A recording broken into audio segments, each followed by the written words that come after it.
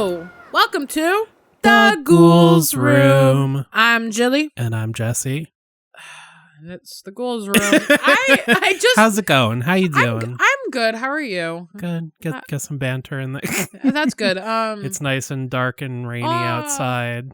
I brought candy. You did. For the ghouls. You didn't offer it to us. You kind of just took it out. That's so fair. I kind of just took it out and threw it on the couch, but in my head, that was enough for you to be like, I don't know, kind of like when you feed chickens. I mean, don't get me wrong. I probably would have taken one without asking. I know, but like kind of like corn, you know what I mean? That was throwing the corn. Yeah, I just was, because they shouldn't have corn, right? I don't know what I'm talking about. Anyways, enjoy some candy. That's where I come from. It may be Christmas candy and it may be March, but that doesn't matter. Also, I need to do a quick shout out because I have a jealous friend because I shouted out Destiny and I didn't shout this other friend out, and she listens to every I'm not gonna single shout out episode anyone ever. Listen, she listens to every single episode like the day it comes out. Tessa, I love you. Anyways, so now you can't be mad at me. Let's continue. So I have so everyone knows the easiest way to get a shout out is complain to Jill. Make me feel bad. And it's so funny. I send her pictures of my daughter all the time, and now her mom has my phone number. So her mom texts me and is like, "Wow, you didn't send me a picture." So then I send the mom a picture, and then Tessa's like, "I'm jealous. You didn't send me it." So now if I send anything, it goes to both of them. Yeah. Anyways, okay. So, some of these I was like, do we have a theme here, or is it? Yeah. So I was how the young people say, no, just kidding. I think everyone says this. I dove. I went in, okay? This is from 12 years ago. I went in on Reddit, okay? And if you guys have suggestions of other types of like websites I should look at, feel free. Again, send us your stories. Yes. Oh, again, shout out. We have a phone number that you can call. Check out our Facebook posts, also our website, so you can call us. And the episode description. Anything. Literally, look at everything except me, because I will not tell you right now because I don't know off the top of my head. But that is okay. That number is. And then Jen, you can put it in there. I don't want to say it now. Just like take our audio or something. And put the Beetlejuice noise behind you. You know when he has his advertisement and it's that like music. You know what I'm talking about? Yeah. Okay, that's what I want from you. Okay. Oh my God. That's free. I think we got a ghost sighting. Okay, this is crazy, guys. It's like I looked down for a minute. I came back, and all of a sudden, I found our phone number. So the magic of shared. So Google you can Docs. call us at 401-592-7466, and I'll get all the voicemails. So even if they just want to say hey, say hey. Honestly. Just call us, leave us your stuff. Okay, anyways. Okay. I think what Jill was trying to say is we're always open to suggestions. We won't answer, so don't be weird. No, I'm just kidding. That's fine. You can take that out. Anyways, okay. Well, the whole reason you brought up the phone number was because you brought up sending in suggestions for other websites. Oh. So I was trying to help you bring it back. We want your stories. If you know of stories, we want whatever you want to share. Yeah, feel free. If you're just a talkative person and you want to call instead of email, totally call us. Anyways, so I figured we would jump into some 12-year-old stories. Do we get to know the theme first, or is it a surprise? I think you'll find out maybe after the second or third. Okay. And if you don't figure it out, I will let you think some more. Okay. Okay. So this first one is from a Reddit user named The Cake Eater. I hope you eat that cake, okay? Period. Okay, so let's begin, Cake Eater. Cake Eater. Every time I stay at my grandma's house, which in Spanish is an abuela, every time... En la casa. En la casa. Every time I stay at my grandma's house, I hear someone walking upstairs. Ew. It starts at one side of the room, casually walks to the other and stops. Sorry, is there like a title to this, or is this like in response to something? Yeah, so the category that I chose, this is all sub-comments under the category I chose. Gotcha. Okay. Yeah, someone said, do you have blank stories? And these are all from like 12 years ago. Right, cool. Okay. Is the theme tonight abuelas? Oh my goodness. Is it really? No, it's not. Oh. God, you really had me. All right, sorry, continue. Okay. It starts at one side of the room, casually walks to the other, and stops. This will happen maybe twice a night. I didn't start hearing it until I was about 14. When my grandparents made me start sleeping in a different room on the first floor because they started sleeping in separate bedrooms, blah, blah, blah. Wait, did they say blah, blah, blah? Yeah. Okay. Yeah, my grandparents were going through a rough patch. Regardless, both of their rooms are also on the first floor. For a little backstory, I have always been afraid of the upstairs of their house. I don't know why, but it always freaked me out, and I refuse to ever go up there alone. I'm 23 now, so still won't go up alone. There's one room specifically, though. It's a long, narrow bedroom. When you open the door, there's a closet on your left and right, a bed placed roughly in the middle of the room, and a window on the far side opposite the door. We're gonna have the artist from last 2 episodes to draw this out for you. The clown diagram artist. Right, I've got it all visualized in my head. There's one room specifically, though. It's a... Oh, wait. You already told me this. I visualized it. I'm in there in my mind palace. Okay. We're in the room. We made the room. Okay, window on the far side opposite the door. We got that? Yes. Okay. I was told growing up by my grandparents that the sons of the previous owner claimed to see a gorilla come out of the closet at night, dance around the room, and go back into the closet. What? I thought nothing of this story until I had to start sleeping in the other room. The room located directly below the scary room upstairs. Mm-hmm. So, we all go to bed. All the lights in the house are off, and I'm still awake, lying on the bed. Then, I heard it. Thump, thump, thump. Starting at one end of the room upstairs. It got closer to me, passed right above me, and continued to the end of the room where it stopped.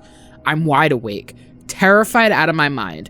It was no question to me that I had heard footsteps. That's all. I knew that slow, casual pace. I was... That was the unmistakable gait of a gorilla. I was freaked out and went to my grandpa's room. I told him what I heard. He told me that the house is old and it creaks. Okay, Grandpa. But he turned the dining room light on for me, so I felt a little safer. I tried going back to sleep. Then it started again. This time from where it ended the first time, by the window upstairs. It walked over me again and then stopped when it reached the door. I hate it. I thought it was over until 5 seconds later when I heard it coming down the stairs. 1, 2, 3, 4, 5. Silence as it reached the landing. Then 6, 7, 8, 9, 10. And silence again as it reached the first floor. I was frozen in shock. Whatever it was on my floor of the house, and sadly unaffected by the dining room light. I was staring at the doorway to my room. The dining room light was shining in, and my vision began to distort. I felt dizzy with fear, so I pulled the blanket over my head and suddenly heard a scratching sound from inside my room. No! I knew exactly where it was coming from, too. My grandpa's gun case. Oh, what? It was a very obvious sound, scratching on the wood, long scratches down the front of the gun case door. I could even hear the door ever so lightly tapping against the frame as each scratch begins. Ugh. I tried to scream, and I couldn't. I took a second to take a deep breath and let out a loud scream. In seconds, my grandpa had made it to my room, and I was relieved. Needless to say, he didn't believe me. So I did what any normal person would do. I draped a sheet over the side of the bed and slept underneath it. I wrapped myself tight in a comforter, put my headphones on, and turned my back to the door. I couldn't do that. Yeah. There could be a party of ghosts in my room, and I wouldn't even know. I'm with him on like the wrapped up and the headphones, but I need to be against a wall, line of sight, seeing everything. Exactly. The next morning, my grandpa told my grandma about what happened the night before. She said, "Oh, that's silly. You know your cousin woke me up the last time she stayed here. She came running in my room saying, 'I hear footsteps.' I slept under the bed for the rest of the week, staying with them. Oh. I've stayed there countless times since that happened, and I hear the footsteps every time. I sleep on top of the bed now, but keep my back to the door and sleep with headphones on. I haven't heard it come down the stairs since the first night, but it does. I don't want to know." Why does the gorilla want a gun? Like, that was just so terrifying. The fact that it, like, started coming down the stairs. I felt tense. I was like, oh, yeah. Stop counting. Aside from the mental image of a man in a gorilla suit, because I'm obviously not picturing a real gorilla. I'm picturing a silly... That's even scarier. Well, no, I'm picturing it in, like, a silly way. Like the ghost is dressed up as a gorilla. That's scary, because that means they died in a gorilla costume. That's so scary. Why would you die in a gorilla costume in a closet? What would you be doing? Maybe they didn't die there. Maybe they just, haunt where they lived, where they spent most of their time. Okay, then why did they... Oh, they could have died on Halloween, I guess. Maybe. Now it's sad. A tragic family loss. But yeah, no, that's... Hearing it coming closer, that is horrifying. Gorilla or not. Isn't that creepy? So this next story is by a Reddit user, aigret. Before the next story, I'm going to do a theme guess. Okay. Gorillas. Let's read this next story. Okay. Poker face. Okay. When I was in high school, I had a really good friend who lived next door to a house that was always up for sale. People would move out in the middle of the night without a word. Oh, boy. And it hadn't had the same owner for more than 6 months straight for a couple of years.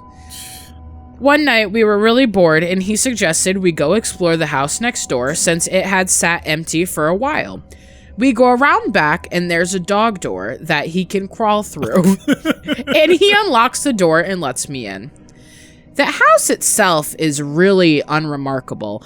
It looked like it was built in maybe the 1950s and was a craftsman-style house in an older, nicer part of town. My friend's house was similarly built. The kitchen had a really nice built-in breakfast table sat against a pictured window. The house's electricity was off, but you could see the streetlights through the window. My friend and I sat down on the floor across from this table and are just hanging out talking. Why? Who knows? All of a sudden, my friend screams, and in that instant, my vision goes black. But it wasn't that I just couldn't see. My body was engulfed in this sickly coldness from head to toe. I start screaming, and I feel my friend's hand grabbing mine and pulling me in some direction forcefully. My vision slowly comes back, and I start to warm up when I realize that we are outside under the streetlight. I pulled you through the doggy door. It was December and should have been much warmer inside of that house. I'm assuming... Should have been warmer? I'm assuming they're not from New England. Maybe they're from another country. Southern hemisphere, maybe, yeah. Maybe this is Australia. I was gonna say, December and with no power? Yeah, it's not going to be warm. I was like, I don't, Finally, I look at my friend and he looks scared. I'm really confused and kind of panicked myself and finally ask him what happened. He says that as I was talking, a black thing, this figure that was all black and only had the vague shape of a girl, crawled out from What the fuck? crawled out from under the table and sat on top of me. What? Apparently, I started groping around with my eyes wide open, like I couldn't see, and he was so freaked out, he pulled me out of the house. What the absolute fuck? Mm-hmm. I am out. Like, right? What? We're still friends, and we bring it up every now and then, but the story itself never changes, and it still sends chills down my spine. To this day, I've never felt such blackness or coldness in my life. It was palpable, almost sticky. Weird. For a couple of days afterwards, I couldn't shake this unsettling feeling, and I could never walk past that house again. Ugh, I'm scared to get out of bed now. That is the most horrifying thing. Crawling out from under... Isn't that terrifying? Ugh. All right, well, there were no grandmothers or gorillas in that story. I've got no guesses yet. Okay. Ugh. Well, let that be a lesson to breaking into abandoned homes. Don't do it, you'll see a girl crawling on the ground. I'm just picturing, like, The Ring. Me too. No, you know what I'm picturing? I read this book that basically was about, like, The Ring, like, Samara and all that. But it was, like, her beginning of it, like, where she came, like, the myth of her came from. And literally what the girl would do is, like, she would go after people that killed children, and she would sit on their shoulders. What movie is that? Do you know what I'm talking about? Where the guy killed that girl, and she was sitting on his neck. Do you know what I'm talking about? And we thought he was a good guy up until the very end. We're like, oh my god, he killed her, and that's why she's sitting on his shoulders. Oh my god. I mean, for similar movies, I'll throw out a guess for The Grudge, but I never... Shudder? Okay. Maybe? Okay. I think that's right, because it had something to do with pictures, so that makes sense. Shudder. If anyone has seen Shudder... or Shutter? Shutter, like Shutter Pictures. Anyways, that's what that reminds me of.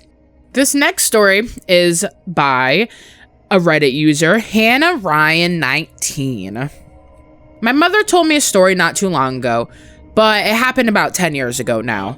When my cousin was 17 or 18 years old, she was in a car crash and had died a couple of weeks later in the hospital.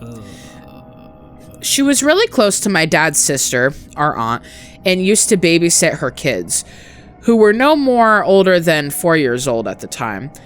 Our aunt's house was under construction just before she passed away, and it continued on after she passed away.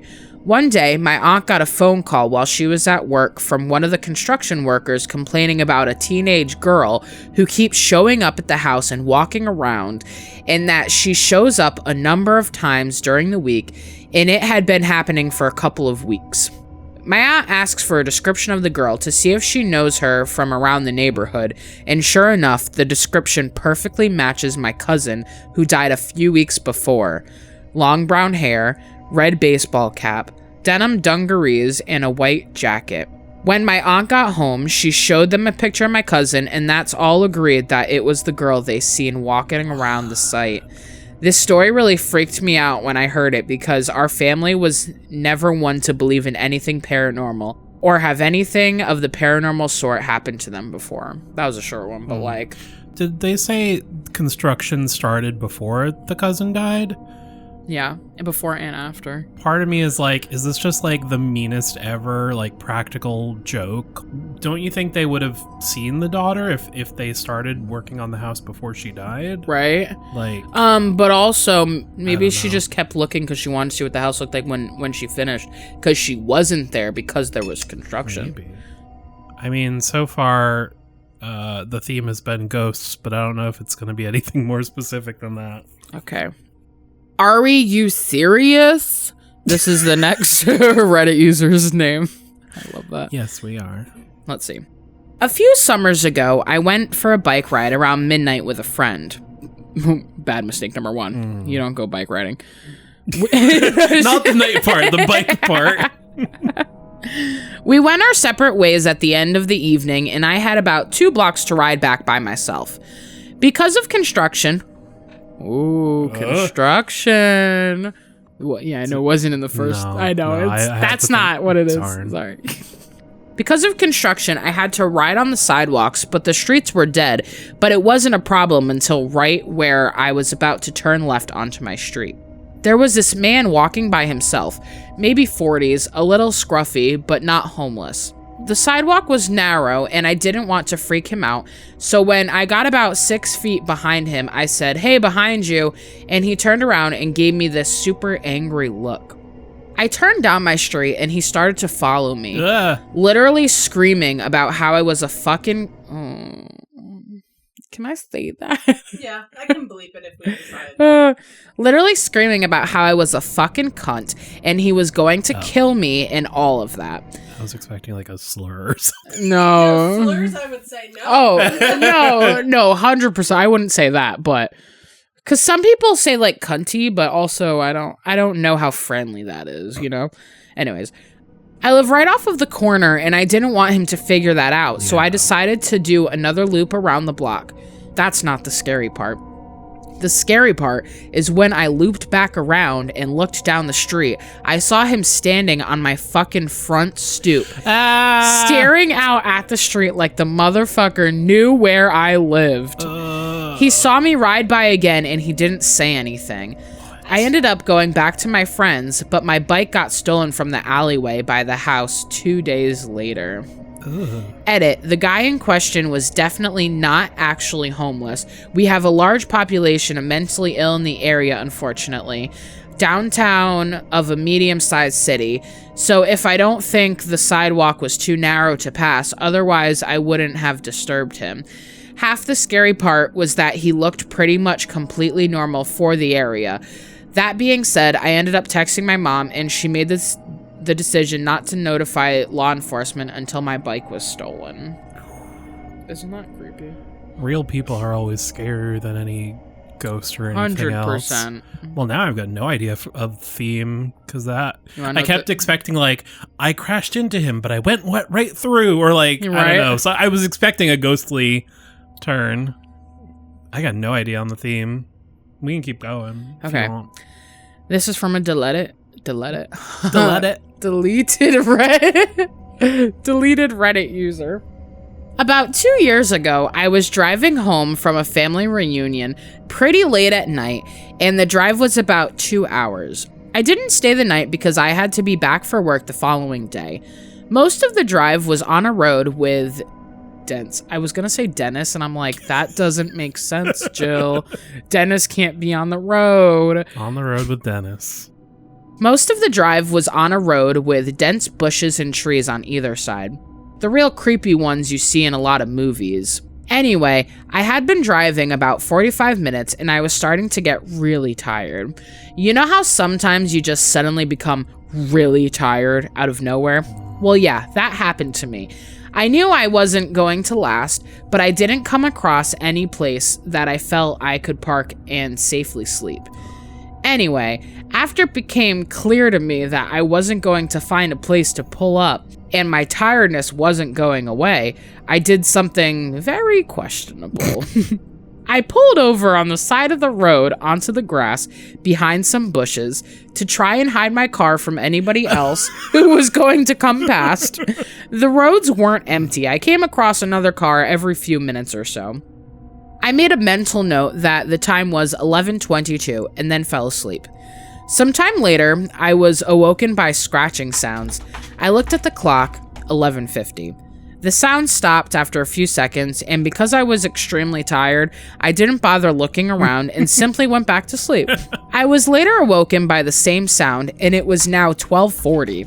This time, it really freaked me out because the sound didn't stop. The thought ran across my mind that it was just an animal inspecting my car. But why would it return almost an hour after it had left the previous time? I looked in my rearview mirror and just managed... So Rhode Island. I looked in my rearview mirror. I looked in my rearview mirror and just managed to catch rear view. Aha! My rear view mirror. I looked in my my rear view mirror and just managed to catch a glimpse of something running away into the forest. Now, at the time, I thought it was the damn hook killer. You know, the ones that scratch the couple's cars and then slaughtered the guy when he goes out to investigate? Fuck that, I thought to myself. So I got the hell out of there. There was a bend no more than 100 yards up the road, and as I came around it, there was a fucking car parked off to the side of the road with the driver's side door opened.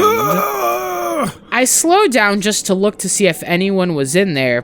There wasn't. Then I looked in my rear view mirror. No. I didn't see anything, and all of a sudden, this guy comes sprinting around the corner. God. He starts screaming at me, shouting stuff like, hey you, get the fuck out of your car, now! What? I noped the fuck out of there and sped off. I never saw the guy again. Moral of the story, don't fucking sleep on the side of a deserted road.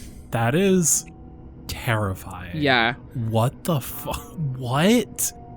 You gotta tell me before the last one. What's the theme? I got no idea. Okay.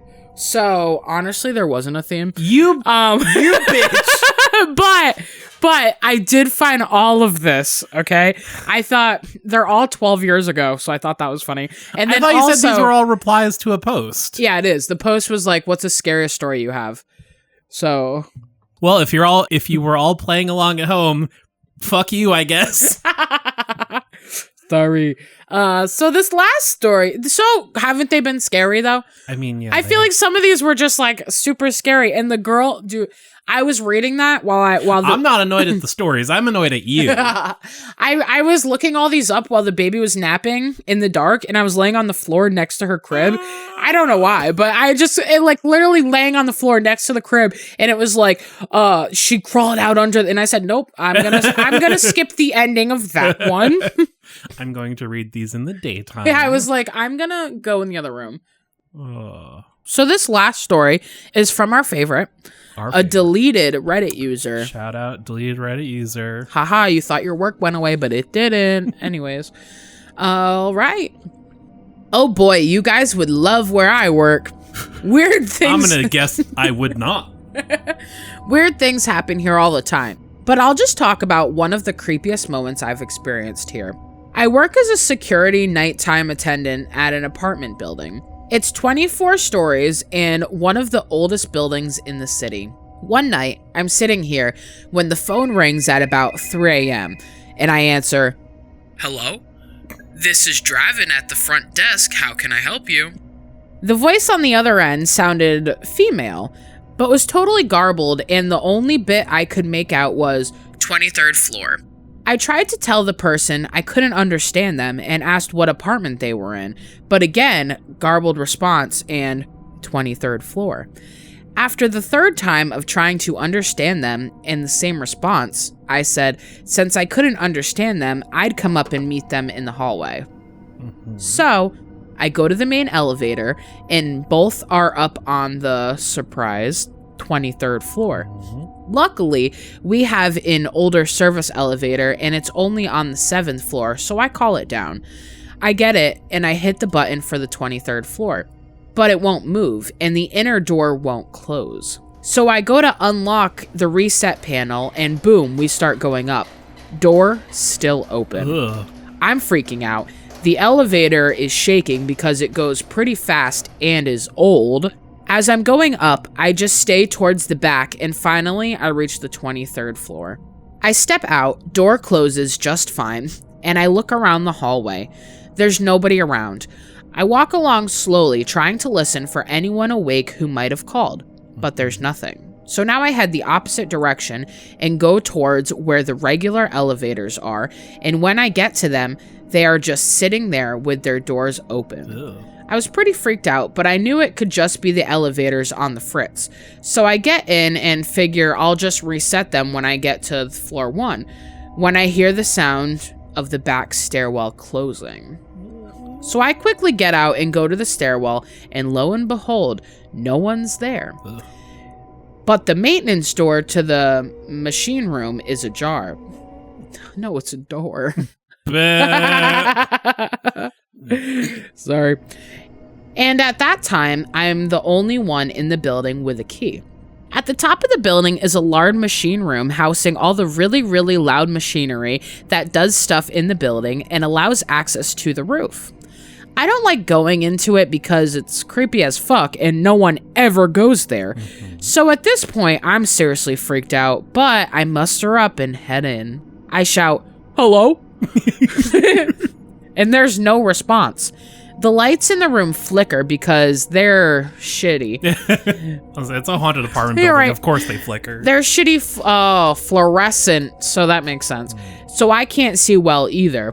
But at the end of the room, I can make out the roof access door, and sure as shit, it's slightly open.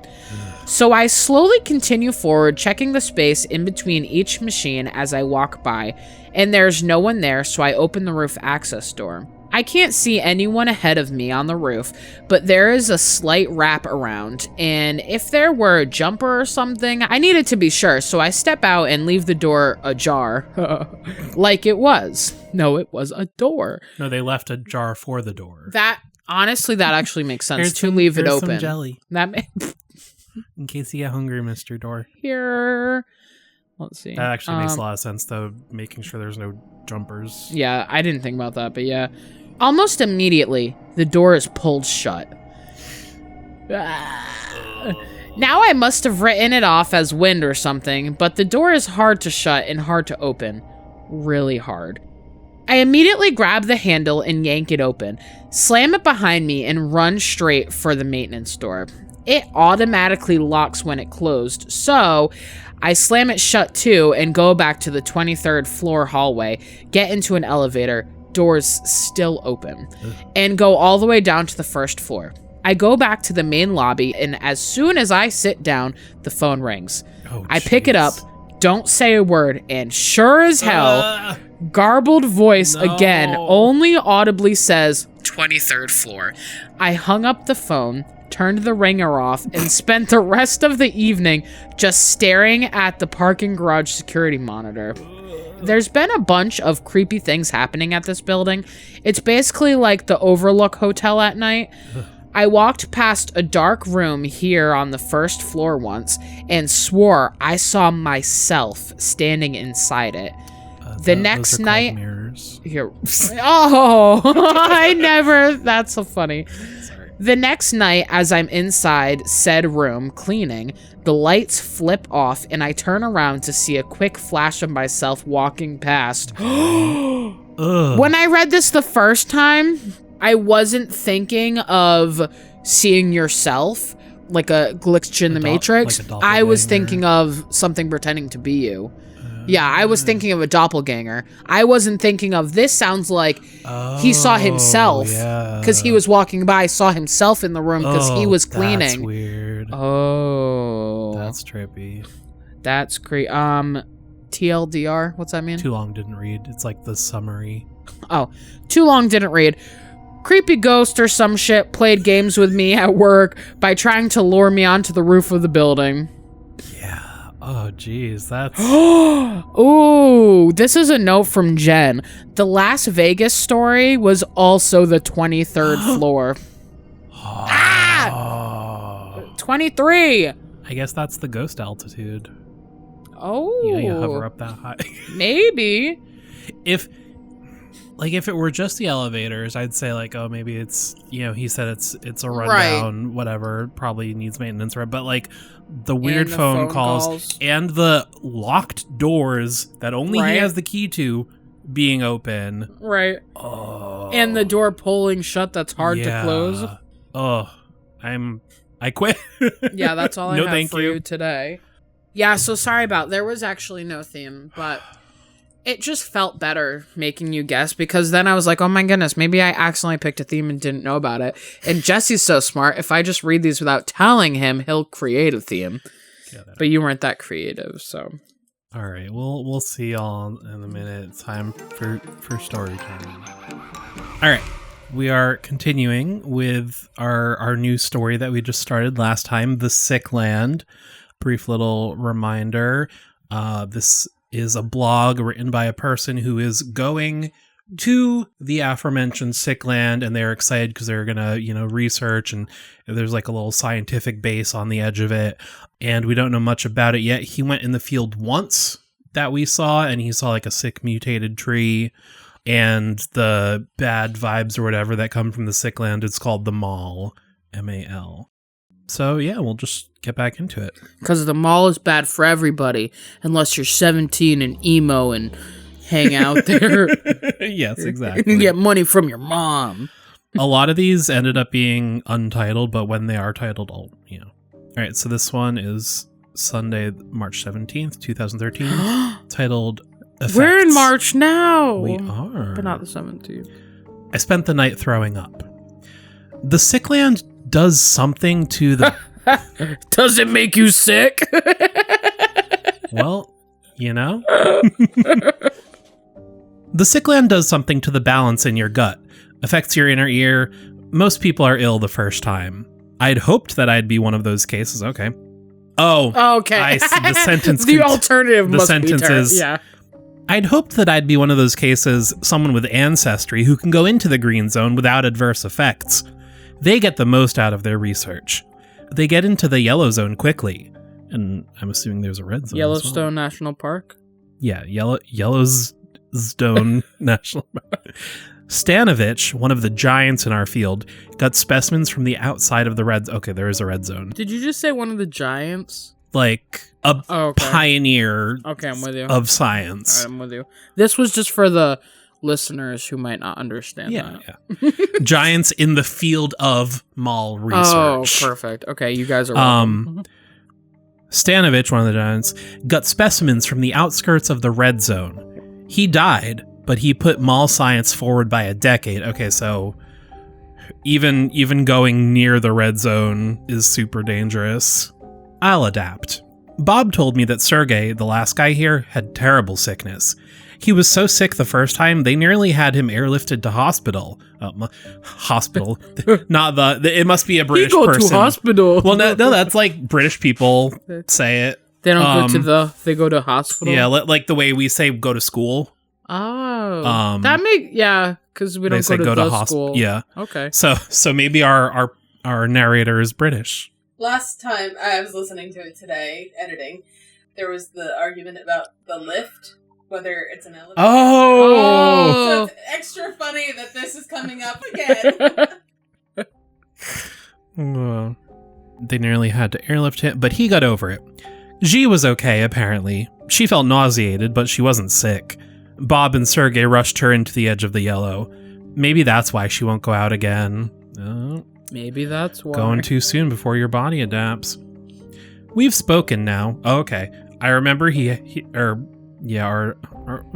she, Alex, whoever Alex Our is. friend. Yeah, she was just like always locked up in their room so far, but okay, we've spoken now. She's nice enough. She's adamant about running out the clock. It's frustrating as you need 3 researchers to go past the middle of the green. Maybe she'll come around or get her transfer. I'm not ready yet anyway. When I did sleep, I dreamed about Pink against Bark. I'm curious why you need 3 people. I know, I was just thinking of that too. If it makes you sick, maybe it's like a fail-safe, like... You know those races where you have a stick that you pass to the next person? Oh, really? Maybe yeah. You can only like... or maybe it's even something like...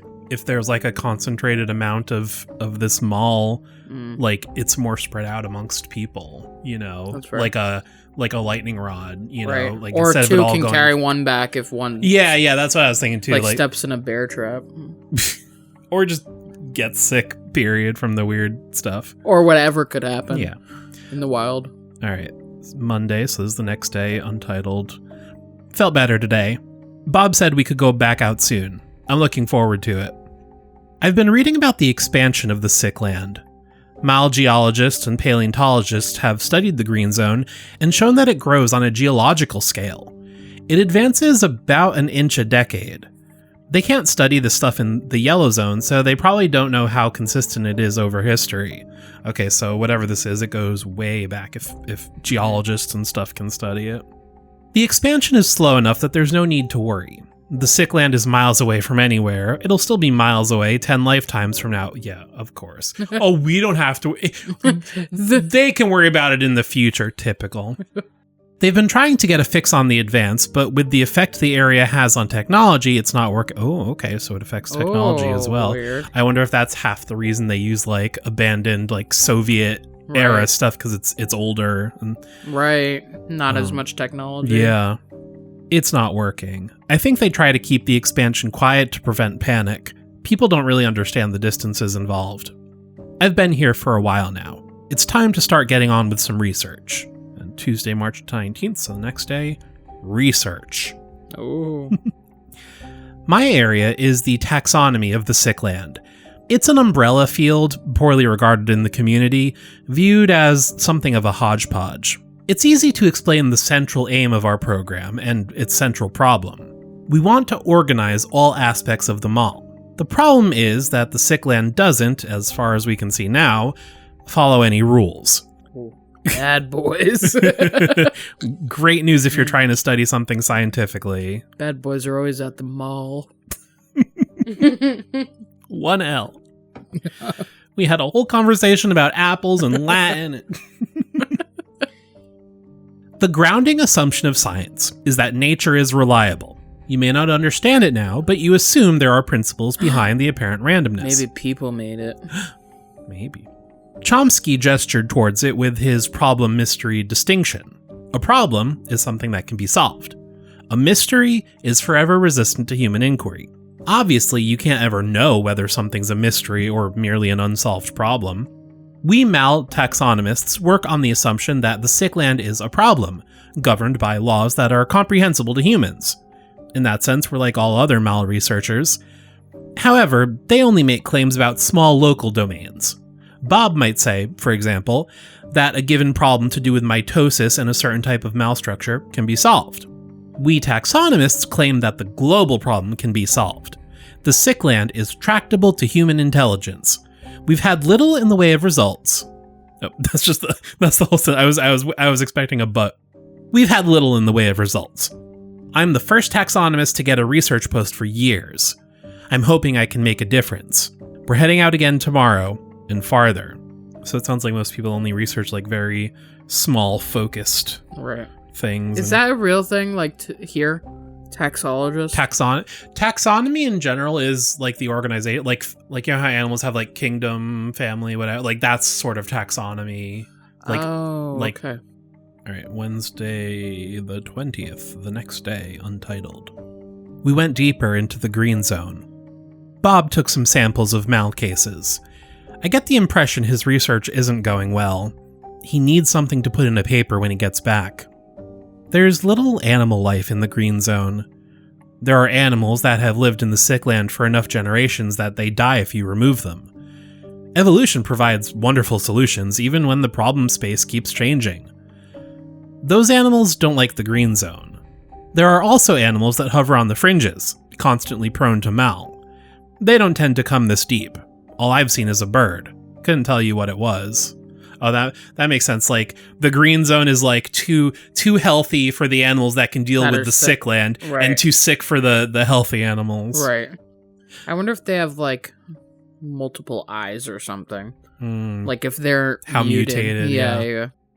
Bob snipped some grass. Good for Bob. I love that for him. Get a lawnmower. It works way faster. He showed it to me, but the mal just looked like the black of dying grass.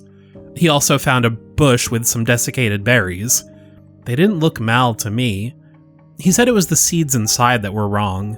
Also interesting, the amount of mutation can vary. Right.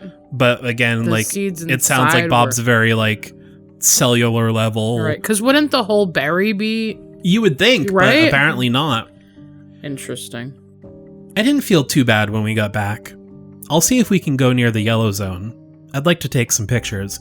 Alex, you're already talking about people who get rushed to the yellow zone too quickly. Steady does it. Thursday the 21st, so the next day, untitled. I felt okay today. Not like before.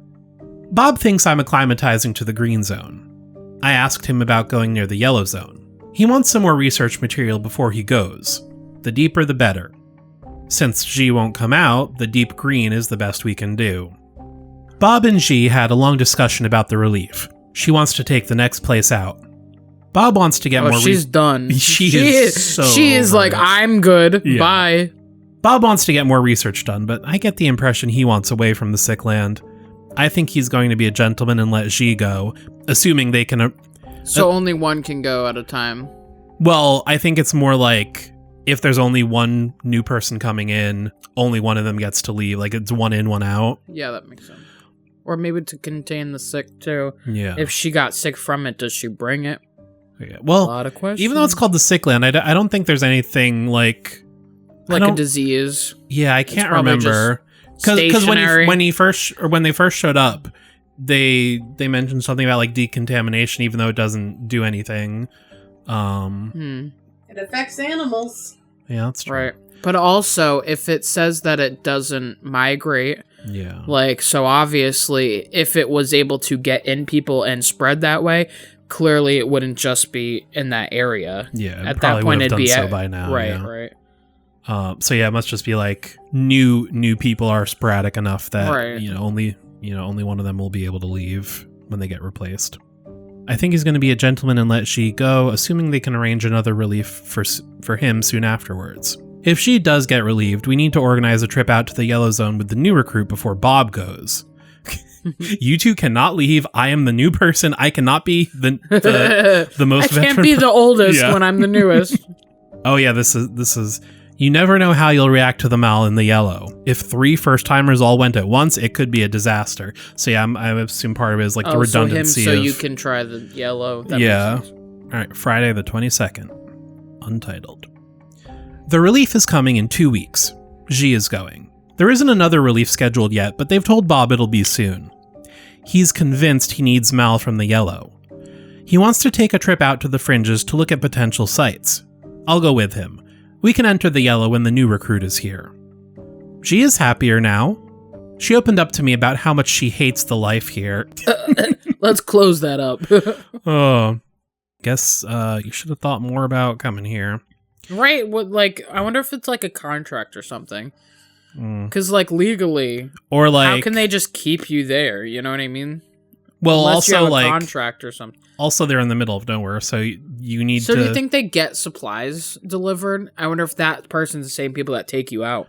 Well, when they got dropped off, they even said, the locals don't like being around. They dropped me off and then got out of there, so they probably get visitors very rarely. Right. Although they do have a few Jeeps, so... I mean, I guess she could go AWOL, but, Right. I don't know. They probably eat those kits you used to watch on YouTube. Yeah. A lot of MREs. Probably just, she was excited to study it, and then she got there and was like, oh, this sucks, actually. This is shit. Garbage. So we can assume that this is a known thing.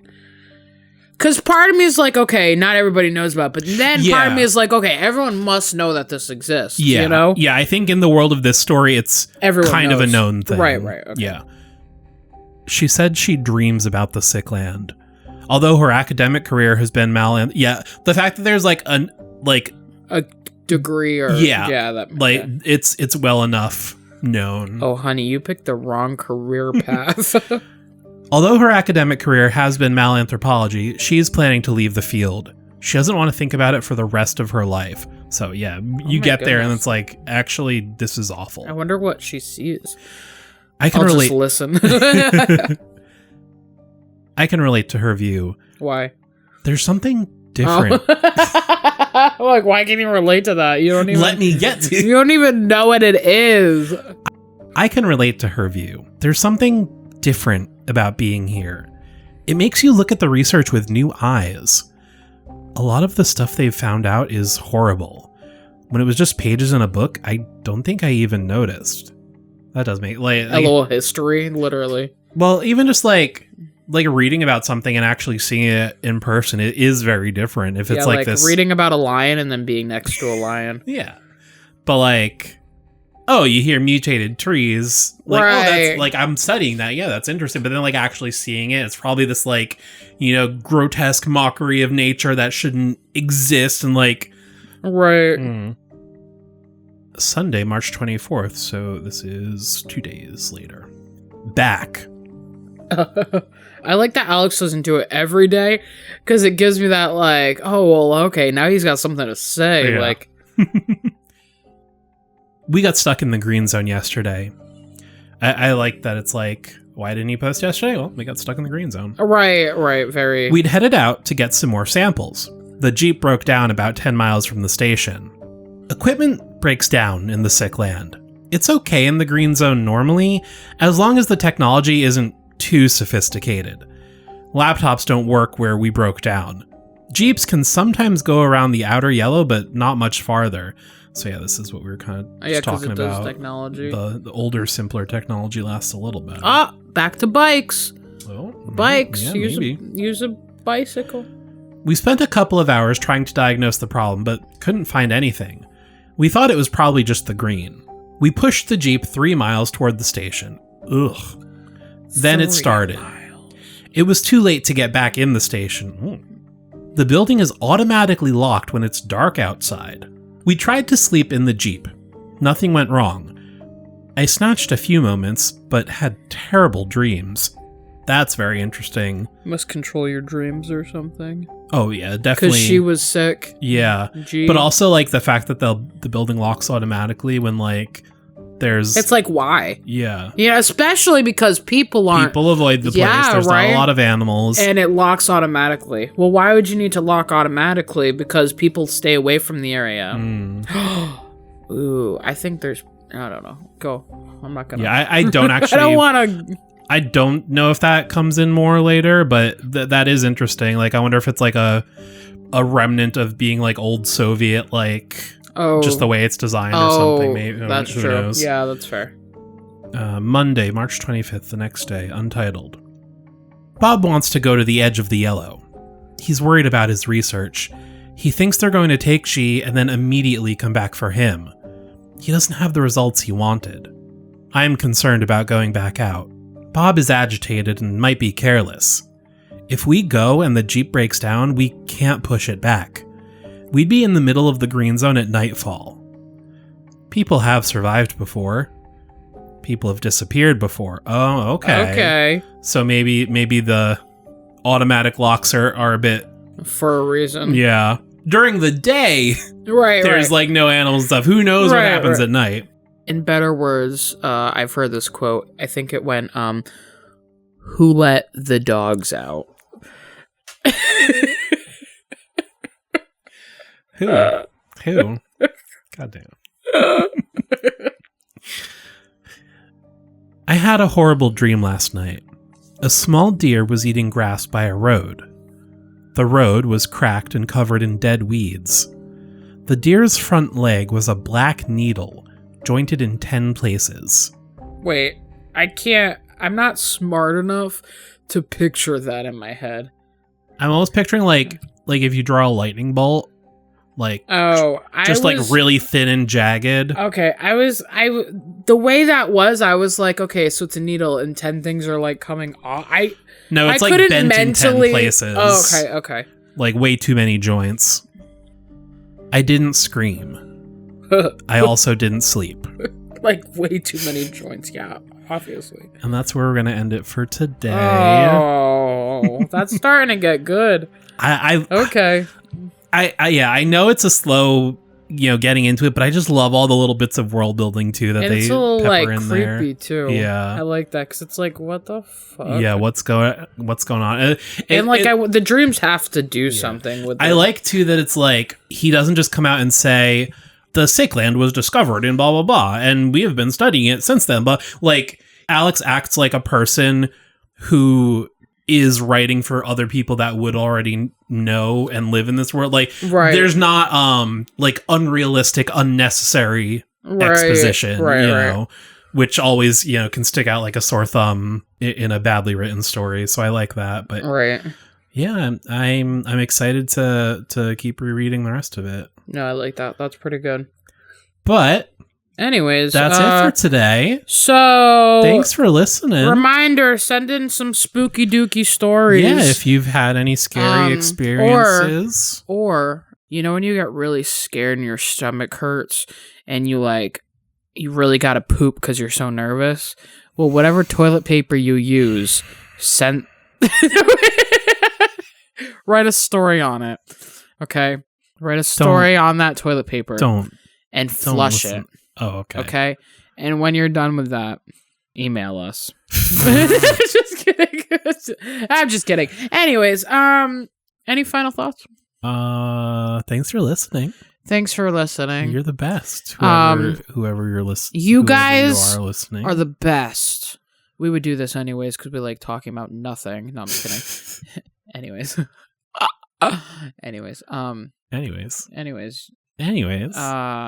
So I heard this other quote one time, and it said something about like his knees were weak, his arms. Okay, goodbye everyone. Were heavy. See you next time. There's throw up on his sweater already. Bye. Mom spaghetti. Bye. And this is the Ghouls Room. Bye everybody. Anyways, that was Eminem.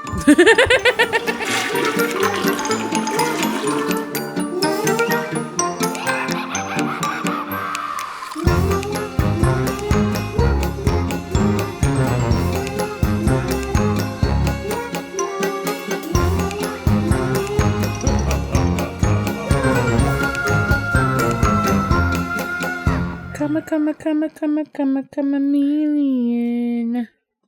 All right.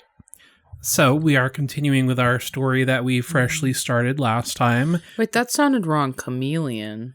What's that? That sounded wrong. That's how it goes. Is it chameleon? It's chameleon. It's chameleon. Oh, chameleon. Okay. We are continuing. Oh, it's camellia. Camellia. It's chameleon. That doesn't sound right. Lizard. No, I know what that is, but I think it's camellia. That sounds better. All right, go. It's Sorry. not, but okay. We tried to sleep in the dreep.